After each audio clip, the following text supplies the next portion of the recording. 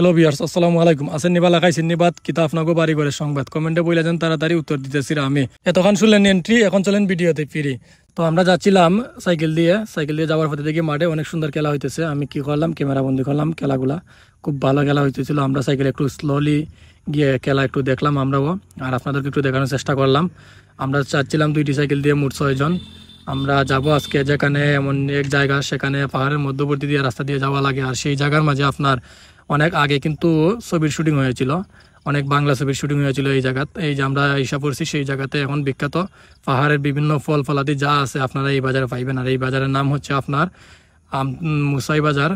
সবাই এখানে আসে, পর্যটকরা বেশি আসে। মুসাই বাজারে আনারস, আম, জাম, কাঁঠাল যাই বলেন না কেন আপনার এই জায়গাতে সম্পূর্ণ ফল ফলাদি মিলে। এই জায়গা কিন্তু ফলের লাগি বিখ্যাত। বেশিরভাগ মানুষই আসে এই টাইমটাতে বেশি করে, যাতে ফল পক্কর নিতে পারে নিজে।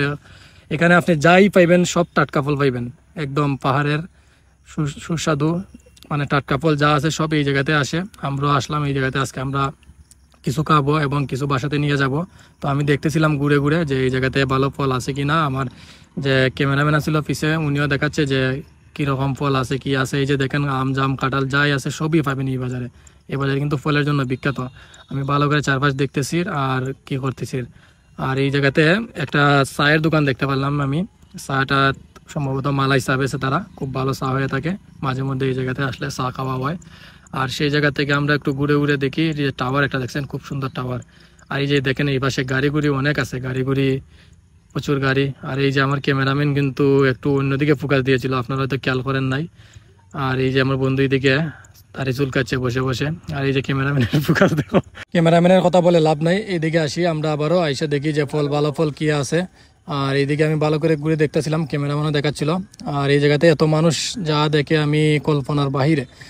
এই কাটলের সিজনে এলে আপনার এত মানুষ হয় এই জায়গা, তা বলার বাহিরে। আপনারা যদি যান সেখানে গেলে বুঝতে পারবেন। এই জায়গাতে আপনার যত ফাঁকা ফল আছে, গাছ ফাঁকা ফল বেশিরভাগই আপনার এই বাজারে মিলে।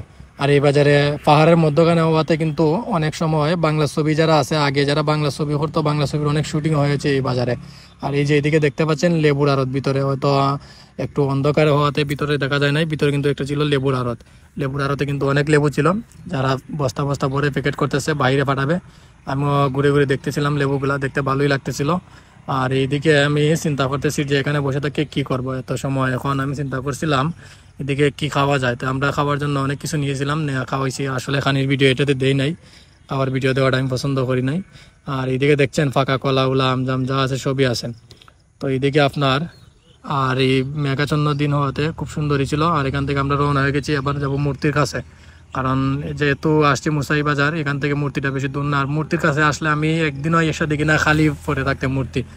একজন না দুইজন মানুষ তাকেই থাকে এই মূর্তির পাশে। আমি যতদিনই গেলাম বেশিরভাগ সময় দেখলাম মানুষ আছেই আছে।